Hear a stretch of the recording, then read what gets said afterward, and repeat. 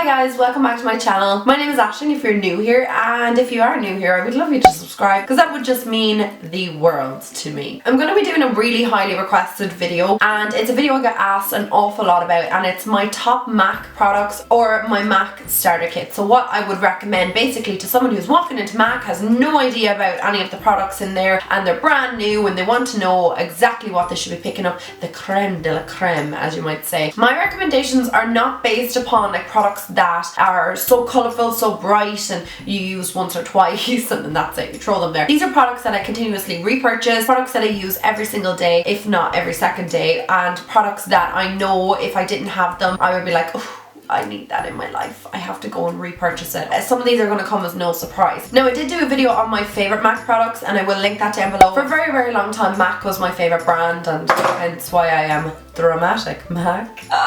But since starting my YouTube channel I've delved into a million different makeup products and a million different brands. Well, not a million, that's such an over exaggeration, but I've discovered other things. But I still continuously buy these things, and that's why they are my MAC starter kit. The first thing I want to talk about is a product. Now this is an old packaging because I actually don't know where my new one is, and it's the MAC Fix Plus spray. A lot of people say, is this a setting spray? You know, what do I use this for? And MAC Fix Plus basically contains a mixture of glycerin and water. And what I use this for is a litany of different things. The first thing I will use it for would be to moisten my skin prior to applying any makeup, because the glycerin is slightly sticky in it. It will add as like a tackiness to the face, so making sure that products kind of stay on the face a little bit more. But it's not a setting spray, so don't be confused with that and a setting spray. Setting spray is a little bit more, you know, rock solid. Your makeup ain't gonna budge anywhere. I also might spritz this over my face as well to stop the powderiness from when you set your face. You can kind of see remnants of powder, and it's not always the most attractive look, so a quick spritz of this will kind of remove that powdery finish to your look. Another thing I use it for is pigments. Any loose pigments, you know, that they're kind of fly all over the place. I will spritz this on my brush so it kind of dampens up the brush and makes applying the pigment a little bit easier, nearly foiling the pigment as well. So as you can see, MAC Fix Plus has an awful amount of uses. Absolutely love it, and it is one of my favourite products from MAC. My second recommendation for a newbie in MAC would be their Studio Fluid Fix foundation. If you're not into full coverage, bulletproof foundation, this is not going to be the foundation for you. I would definitely recommend maybe MAC's Face and Body because it's a little bit more sheerer and it gives you more of a sheer complexion, whereas this is going to be full coverage. There ain't any speck of a freckle coming through. It will cover your spots, everything like that. Definitely foundation I highly recommend for those of you who might be a little bit concerned about blemishes on their skin or spots or anything like that. My colour is NC37. That's one thing I will say about the MAC foundations. If you are going for the NC, it can be a little bit yellow on the skin. It doesn't really affect me too much because after I apply the rest of my products it's not really that noticeable. I kind of have a little bit of yellow in my skin anyway, but you know, I know nobody's that yellow unless you're The Simpsons. Once it kind of oxidizes and you apply the rest of your other products onto your face, it neutralizes a bit and it doesn't look as yellow. But definitely a high recommendation for those of you who are into your full coverage foundation. The next thing I want to recommend is a concealer. Now this is my holy grail, like one of my holy grails. Like this is up there with one of the top concealers in my opinion. This is the Pro Longwear Concealer and I am in NW20, whereas in the foundation I'm in NC, the concealer I'm in NW because it has slightly more of a pink undertone. So it's perfect for applying underneath the eyes. If you weren't aware, on the colour wheel oranges and peaches are opposite to purples, so it counteracts the under eye area, you know, the purple tones that you might get. A little bit of it goes a long way, and again it is pretty full coverage, and I do recommend setting this like with all concealers. The thing that makes this concealer amazing for me is it doesn't crease or budge or move throughout the day, and you don't get that kind of separation underneath the eye area, and that's really important to me because I don't want to make my under eye area look older than I am, because who wants like under eye areas that look like you're 77 when you're in your 20s? I mean, you just don't want that. The MAC Pro Longwear Concealer is a high recommendation for me. For us all, when we're applying eyeshadow, it is important to set down a base, and one base that I constantly go back to, and a lot of people might say, oh, but it's really expensive for a base. You have to prime the eyelids if you want your eyeshadow not to crease and to last all day and to be as pigmented and bright and bold and kind of in your face. This is a paint pot from MAC. MAC has a ton of different paint pots. They come in different colours and everything like that, but the one that I recommend if you just want a base for your eyes, this counteracts any veins, it counteracts any kind of blemishes on the eyes, anything like that, and it sets down your eyeshadow. It ain't gonna budge, it ain't gonna move, it ain't gonna fade or anything like that. This is Paint Early Paint Pot, and it's kind of a pinky slight undertone to it. There is Soft Ochre Paint Pot as well, which is a high recommendation too. It's more of a yellow undertone to that, and this just stops my eyeshadow from creasing or budding throughout the day. I have also had this particular, not this particular one, but I've had one of these for about a year and a half, so it lasts an awful long time. It doesn't dry out if you leave it upside down. There should be no problem. Really easy to use. You just dip your finger in it, smear it onto your eyelid. Well, not smear, you know, we're not buttering a piece of toast, and then go in with your eyeshadows. It will just stop them from creasing and make them look so bright, beautiful and vibrant throughout the day. The next thing I do recommend for someone starting out in MAC is more face products. MAC's face products are like the best face products ever, but these two are in particular are like my favourite and holy grail. They're called the Mineralized Skinfinish Naturals, so it has no shimmer or anything like that, but it is a baked product, so you can see kind of it's baked and it's on a bit of terracotta. So this one I have here is golden medium, so I use that to set my face, and this one here is called Give Me Sun, and it is my favorite bronzer. This is not quite matte. It has a tiny sheen to it. This is the thing about these mineralized face powders.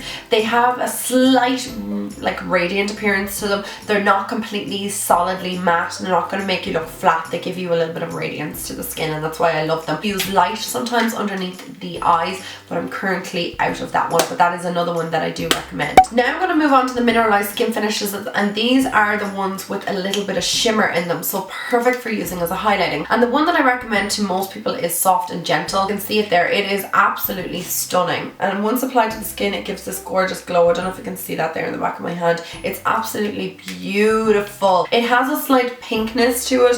I have Global Glow as well. I highly recommend that as well, but that is more of a bronzed undertone to it. So I recommend Global Glow to somebody with medium to dark skin tone, so I'd be kind of like in the medium, kind of in the middle of the road. And then if you're light to medium, this one is perfect. So for medium skin tone you could definitely pull off both, and anytime I see this on someone's skin I was like, oh, it is so beautiful and really unique and special. It is gorgeous. And just if you were wondering, that's what Global Glow looks like. So it has more of a bronze look to it, like I said, whereas Soft and Gentle is more pink. So that's them side by side. I love both of them equally, but in the summer months I definitely gravitate towards Global Glow a little bit more than Soft and Gentle, but again, both beautiful on the skin. In MAC, the blusher selection is just incredible. I mean, there's every single colour under the sun you could ever imagine, and a colour for every single person. But you know, sometimes you're just kind of like, I just want a plain, simple, run in the middle of the road kind of blush. I don't want anything too mad. I just want something I can wear every single day. This is the one that I recommend for people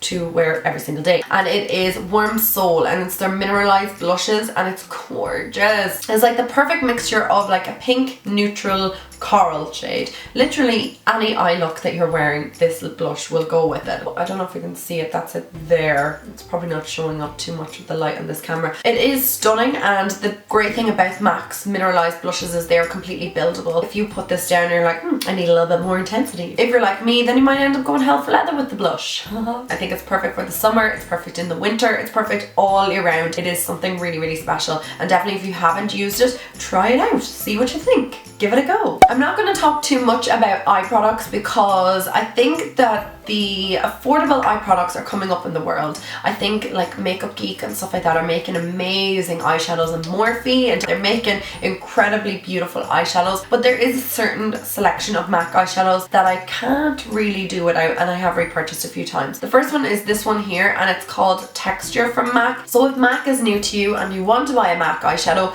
I highly recommend MAC's Texture. It's not going to be crazy on the eyelids. It'll give a bit of warmth into the crease if that's what you want, or you can apply it all over the lid. If you have blue eyes, it's going to make them pop. If you have brown eyes, it's going to be a perfect transition color for you. If you have light to medium skin color, this is going to be perfect for you. If you're a little bit darker, it may not be, but I will talk about an eyeshadow in a moment that would definitely be more suitable for you. Now this is an eyeshadow that is perfect for everybody, and this is called Antiqued. I have never found an eyeshadow in my life like this. It is so special. There is just something so unique about this. I don't know if you can see that on the back of my hand there. It's like the most perfect bronze antique-y kind of color. There's nothing more you can say about it. It is beautiful. Anytime I wear this I get loads of compliments. It's perfect in the summer months if you want like a bronzed look. It's perfect in the winter months if you want like more of a smoky eye for going out. You can pair this with a red lip, you can pair this with a neutral lip, you can pair this with any sort of lip color. It is gorgeous, and I've never found an eyeshadow quite quite like it ever before. The pigmentation, the intensity, the colours, just kind of like reflex of it. It's just beautiful. It's stunning. The next eyeshadow I do recommend is this one in here in the middle, and it looks really, really plain, boring and simple,